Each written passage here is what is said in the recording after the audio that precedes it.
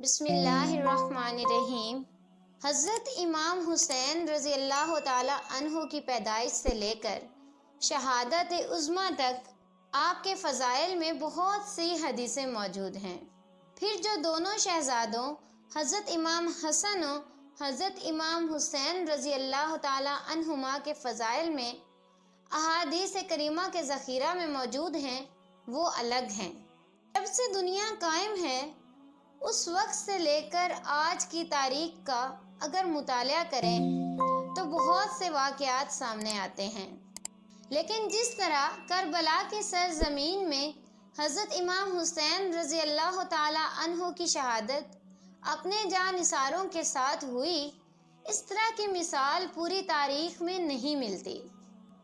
آپ کی ولادت سے لے کر شہادت تک کے واقعات کو پڑھ کر انسانی عقل دنگ رہ جاتی ہے۔ آپ کے بچپن کے واقعات بھی بہت ہی پیارے ہیں جن کو احادیث کی روشنی میں دیکھتے ہیں۔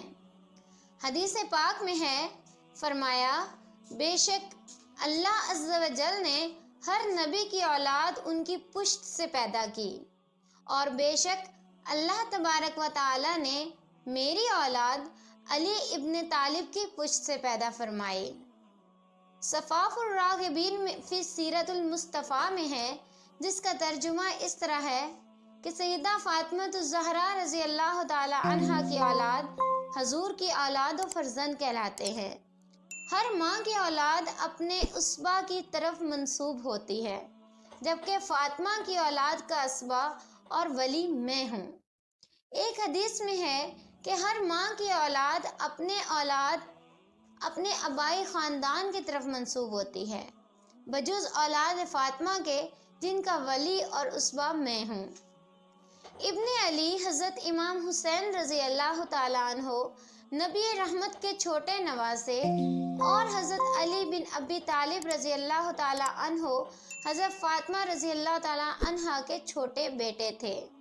آپ کی ولادت مبارک 5 شعبان 4 ہجری بمطابق 8 جنوری 626 کو مدینہ طیبہ میں ہوئی۔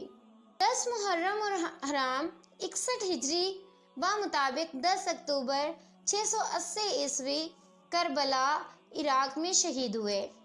حضور نے آپ کے کان میں اذان دی، منہ میں لعاب دہن ڈالا اور آپ کے لیے دعا فرمائی۔ پھر 7ویں دن آپ کا نام حسین رکھا۔ حضرت مفضل سے روایت ہے کہ اللہ تعالیٰ نے حسن اور حسین کے ناموں کو حجاب میں رکھا، یہاں تک حضور نے اپنے بیٹوں کا نام حسن اور حسین رکھا۔ آپ رضی اللہ تعالی عنہم کی کنیت ابو عبداللہ اور لقب سبط رسول و ریحانۃ الرسول ہے۔ حدیث شریف میں ہے، آپ نے فرمایا کہ ہارون علیہ السلام نے اپنے بیٹوں کا نام شبیر و شبر رکھا، اور میں نے اپنے بیٹوں کا نام انہی کے نام پر حسن اور حسین رکھا۔ ایک اور حدیث میں ہے کہ حسن اور حسین جنتی ناموں میں سے 2 نام ہیں۔ عرب کے زمانہ جاہلیت میں یہ دونوں نام نہیں تھے۔ رسول اللہ صلی اللہ علیہ وآلہ وسلم نے آپ رضی اللہ تعالی عنہ کا عقیقہ 7ویں دن کیا۔ حضرت ابن عباس رضی اللہ تعالی عنہ سے روایت ہے کہ حضور اکرم صلی اللہ علیہ وآلہ وسلم نے خود حسن اور حسین رضی اللہ تعالی عنہما کی طرف سے عقیقے میں ایک دمبا ذبح کیا۔ حضرت امام حسن حسین کی پرورش آپ صلی اللہ علیہ وآلہ وسلم کی گود میں ہوئی۔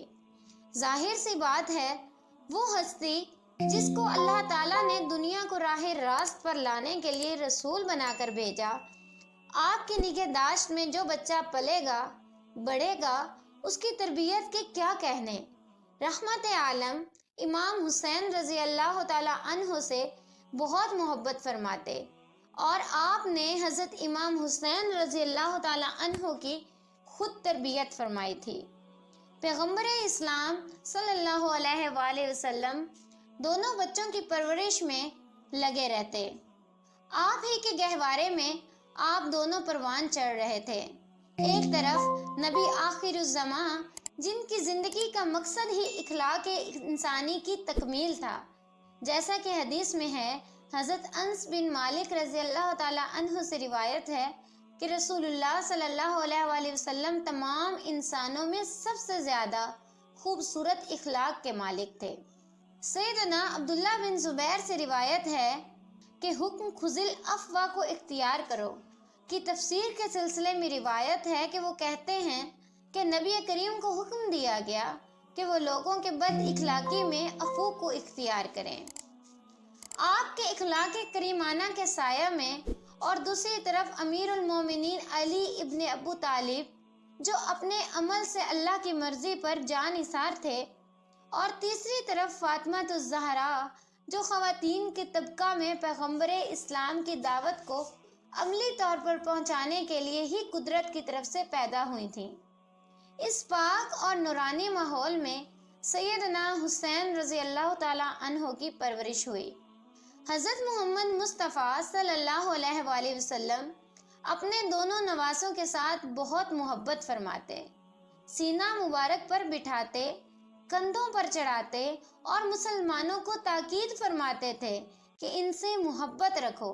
لیکن چھوٹے نواسے حضرت امام حسین رضی اللہ تعالیٰ عنہ کے ساتھ آپ کی محبت کا کچھ خاص امتیاز تھا۔ آپ نماز میں سجدہ کی حالت میں تھے کہ حسین رضی اللہ تعالیٰ عنہ پشت مبارک پر بیٹھ گئے، یہاں تک کہ امام حسین رضی اللہ تعالیٰ عنہ خود سے بخوشی پشت پر سے اتر گئے تو آپ نے سر سجدے سے اٹھایا۔ نبی کریم صلی اللہ علیہ وآلہ وسلم ارشاد فرماتے ہیں، احب اللہ من احب حسینہ، جس نے حسین سے محبت کی اس نے اللہ تعالیٰ سے محبت کی۔ اسی لیے حضرت امام حسین سے محبت کرنا حضور سے محبت کرنا ہے، اور حضور سے محبت کرنا اللہ تعالیٰ سے محبت کرنا ہے۔ حضرت امام حسین سے آقائے دو جہاں کی محبت کی بہت سی مثالیں ہیں اور حدیثیں بھی ہیں۔ ایک دل پذیر حدیث مطالعہ فرمائیں اور اپنے دل کو محبت حسین سے بھر لیں۔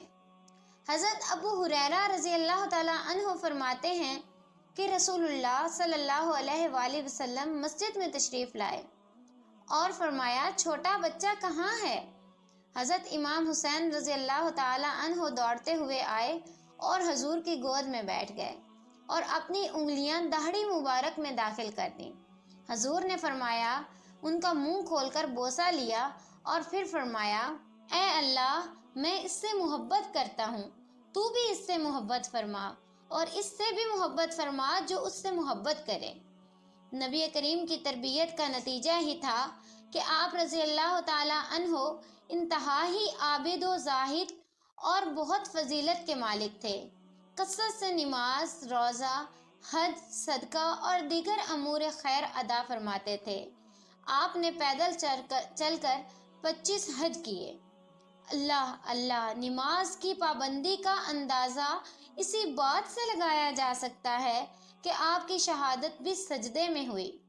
آپ رضی اللہ تعالیٰ عنہ کی چاہت و محبت کا دم بھرنے والوں کو نماز سے بھی محبت ہونی چاہیے، تبھی سچے حسینی کہلانے کے حقدار ہوں گے، ورنہ دعویٰ بے دلیل صحیح نہیں ہوتا۔